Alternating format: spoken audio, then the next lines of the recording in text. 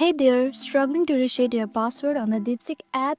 Don't worry, I have got you covered. In just a few simple steps, you'll be back in action. Let's get started. First, open up the Deepseek app. If you don't have it already, go ahead and download it from the App Store. Once you are on the login screen, tap on the Forgot Password option right below the password field. This will guide you to the next step. Now you will be asked to enter the email address associated with your Deepseek account. Type it in and tap on Send Code.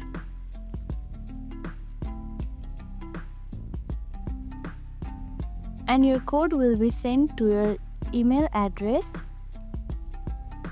Once you get the code, paste the code right here and tap on Continue.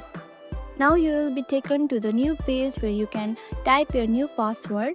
Make sure your new password is something secure with a mix of numbers, letters and symbols.